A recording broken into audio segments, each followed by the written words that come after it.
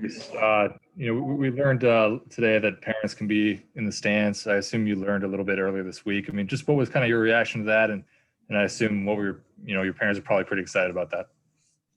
Yeah, so I was excited. My parents were excited. We were all excited. It's special that they were to come to any game this year, especially senior night.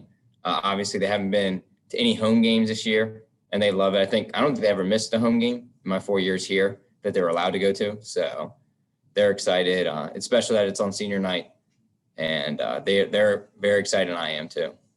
It's probably going to be a little easier to pick them out of the crowd than usual, right? Oh, yeah. I mean, I usually know their spot and always looking for them, but this year should be pretty easy to spot them. We'll go to Emily.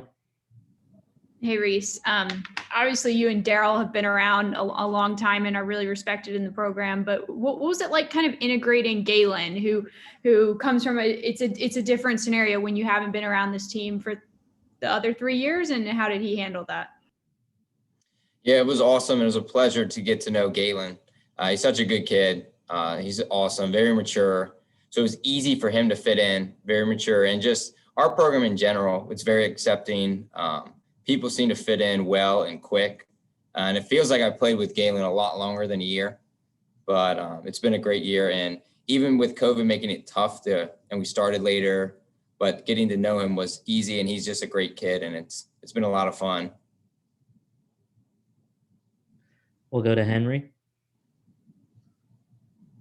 Hey, Reese. As one of the guys who's been in the program for a long time, and given this is like one of the more probably, I wouldn't say inexperienced, but you guys definitely don't have as many seniors, given that it's only you and Daryl and Galen. What's the one thing that you've really just tried to bring each day, whether that's on the court or off the court?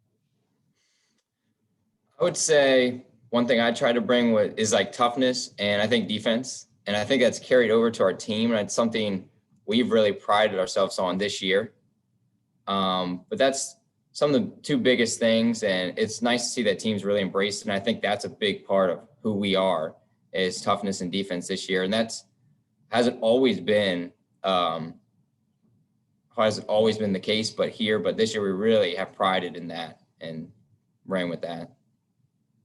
And if I can follow up on that real quick, you obviously got offered the scholarship back in August, and now it's your senior year. Like, what does it really mean to you to kind of really be able to carve out a role as like that eighth man, or like one of the few guys that are coming off the bench in this, like your last season? Yeah, I mean, it's special. It's special to me. It means a lot. Just when I came here, just being a part of this program means a lot. And every minute, second I get in a game is special. For me, like you said, coming in as a walk-on, it's always your goal and dream to play, but it's really doesn't happen too often. And for me, just get any minutes it's special. And I try to take advantage of and enjoy every second I'm part of this program, whether it's practice, game, walkthrough. It's an honor to be part of this team, and I enjoy every second. We'll go to Lila. Hey, Reese, how are you? Hey, good. How are you? Good. I know you grew up a Maryland fan and are from the area. Just what has it been like, kind of going off of Henry's question, to be able to play for the team, and do you kind of find yourself reflecting back at all in these 4 years? Like, has it kind of hit you yet at all? Yeah, great question. I have been doing a lot of reflecting back on my years and just how the friendships I built, the relationships I built. It's been incredible. It's been arguably the best 4 years of my life, and it's been special. And I'm just going to try to enjoy every day I have left as a Maryland basketball player. But yeah, it's been awesome. I have been doing some reflecting, and it's been great times, great wins, great memories, and great friendships that I'll cherish for the rest of my life. And just as a teammate, have you seen Daryl kind of progress from, that kind of goofy freshman to where is that now in terms of his maturity and just who he is as a leader? Yeah, so Daryl's still goofy now, but he's such a great leader.